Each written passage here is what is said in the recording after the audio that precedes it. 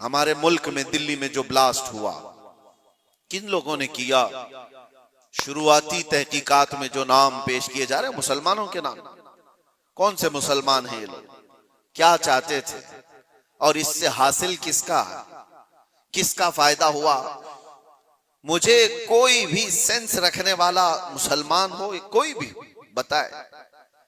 یہ بات اس لیے میں عرض کر رہا ہوں کہ آج بہت سارے نوجوان جذباتی ہو گئے، اور کچھ لوگوں کی وجہ سے، یعنی کفار و مشرکین کی تکالیف کی وجہ سے، وہ سوچتے ہیں ایسے قدم اٹھا لینا چاہیے. میں ان سے کہتا ہوں ایک بات یاد رکھنا، ایکسٹریمزم، شدت پسندی، دوسری شدت پسندی کو جنم دیتی ہے. ایسا نہیں کہ تم تشدد کرو گے تو سامنے والا تشدد نہیں کرے گا. تم ایک کرو گے، سامنے دو کرنے والے ہوں گے. تم دو کرو گے، چار کی شدت اور ہو جائے گی. یہ حل نہیں ہے دنیا میں. جن نوجوانوں نے یہ راستہ اختیار کیا، اگر میری بات وہ سنتے ہیں تو توجہ چاہتا ہوں، کس کا بھلا کیا ہے؟ ان جماعتوں نے اس طرح کے قتل و غارت سے، اس طرح کے بلاس سے کس کا بھلا کیا ہے؟ امت کا، اسلام کا، مسلمانوں کا، ملک کا، کس کا؟ کسی کا نہیں. ناحق راستے میں چلنے والوں کی جانوں کو لینا. قرآن کہتا ہے من قتل نفسا بغیر نفس او فساد فی الارض فکأنما قتل الناس جميعا. جس نے ناحق ایک جان کو قتل کیا ہے، اس نے پوری انسانیت کو قتل کیا. چھٹے پارے میں رب تعالیٰ فرماتا ہے اس نے پوری دنیا کا قتل کیا ہے.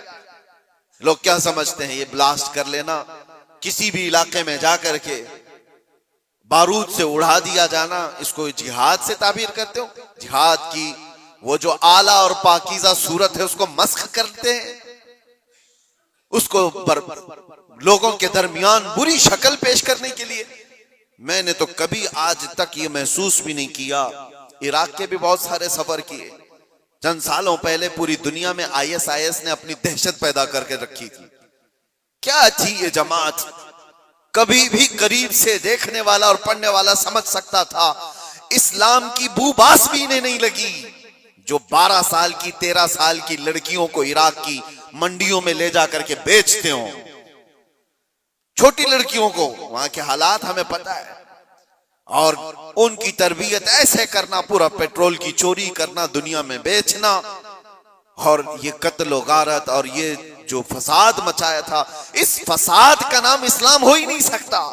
اور اسی لیے میں نے سب سے پہلے آیت کیا پڑھی؟ وَلَا تُفْسِدُوا فِي الْأَرْضِ بَعْدَ إِصْلَاحِهَا. رب تعالیٰ فرماتا ہے اس پوری زمین پر کہیں فساد مت مچاؤ اس کی اصلاح کیے جانے کے بعد. ارے میاں یہاں کچرا ڈالنے کی اجازت نہیں ہے، تم خون بہانے کی بات کرتے ہو. ہاں، محمد عربی صلی اللہ تعالی علیہ وسلم کا وفادار جو ہوگا، ارے شیر تو میدانوں میں لڑے جاتے ہیں، مقابلہ ہوگا تو میدانوں میں مقابلہ ہوتا ہے. یوں نہیں ہوتا کہ ناحق کوئی بھی راستہ چلنے والے کی جان لے لی جائے اور اس کو کہا جائے کہ یہ جہاد ہے، یہ جنگ ہے، یہ بدلہ ہے، یہ انتقام ہے. ہرگز نہیں. میں سخت مذمت کرتا ہوں ایسے تمام گتیویدیوں کا. کوئی بھی نوجوان اس طرح کی حرکتوں میں ملوث ہوتا ہے تو جانتے ہیں اس کا نقصان کتنا لمبا ہوتا ہے، کتنا لمبا نقصان ہوتا ہے. ان ظالموں نے جو کچھ بھی کیا، چند مہینوں پہلے کشمیر میں جو ہوا تھا، پہلگام میں چن چن کر کے جن لوگوں کو مار دیا گیا تھا، وہ جو سیر و سیاحت کے لیے گئے تھے وہ کس کے دشمن تھے؟ کس کے دشمن تھے؟ جن کو انہوں نے پکڑ پکڑ کر کے نام پوچھ کر کے مارا، وہ کس کے دشمن تھے؟ کیا اسلام کے دشمن تھے، مسلمانوں کے دشمن تھے، یا تمہارے قرآن حدیث کسی کی دشمنی کی تھی جن کو پکڑ کے مارا گیا؟ کیا اسلام میں اس بات کی اجازت ہے کہ کہیں پر بھی کوئی گھومنے آئے اور اس کو مار دیا جائے؟ ان ظالم کتوں نے جن لوگوں کو مارا، اس کے بعد جو دہشت پھیلانے کی کوشش کی، اس کا اثر کیا ہوتا ہے دنیا میں اور دوسری جگہوں پر؟ غیر مسلموں کے پاس یہی میسج جاتا ہے کہ یہ اس طرح تنہا پا کر کہیں پہ بھی قتل کر سکتے ہیں. پورے مسلمانوں کو انہوں نے خطرے میں ڈالا. آج جو ہوا اس کا بھی اثر وہی ہوگا جو 9/11 کے بعد ہوا تھا. آپ کو پتا ہے 2001 میں امریکہ کے اندر جو بلڈنگیں گرا دی گئی تھی، جس میں 3000 لوگ قریب مارے گئے تھے، ورلڈ ٹریڈ سینٹر پر جو حملے ہوئے تھے، اس کی تحقیقات ہوئی. اس کے بعد پھر کئی سالوں کے بعد افغانستان سے ذمہ داری قبول کی ایک جماعت نے کہ اس کو ہم نے کیا، لیکن اس کا اثر کیا ہوا جانتے ہیں؟ تقریباً 11-12 سال تک اس شہر میں ایسے حالات ہو گئے تھے کہ مسلمانوں کا جینا تنگ ہو گیا تھا. کوئی دیکھنا نہیں چاہتا تھا کیا کس نے، لیکن قصور بھر کون رہا ہے.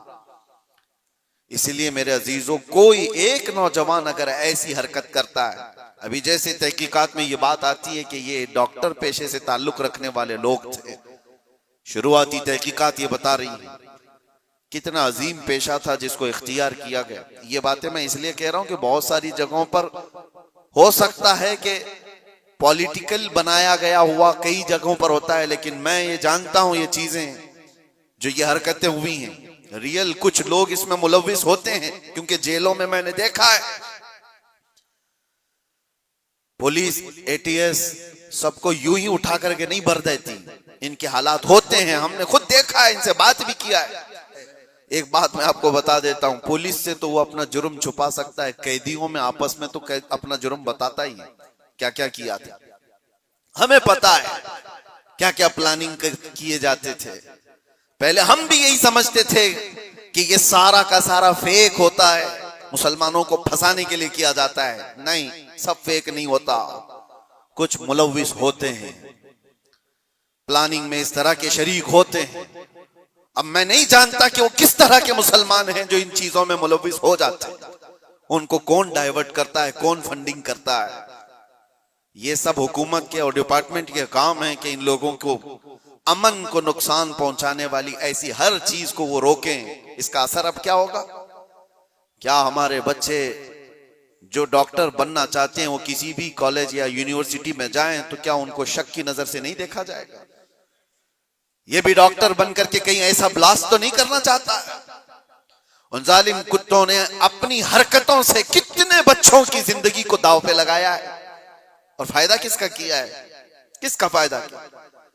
میں محسوس کرتا ہوں میرے عزیزوں، یہ اگر اسلام کا نام لے کر کے یا بدلہ لینے کی بات کر کے اس طرح کی حرکت کرتے ہیں تو آپ کو اندازہ ہے کل اگر اس علاقے میں میں ہوتا یا آپ بھی ہوتے تو بھی اڑ گئے ہوتے نا،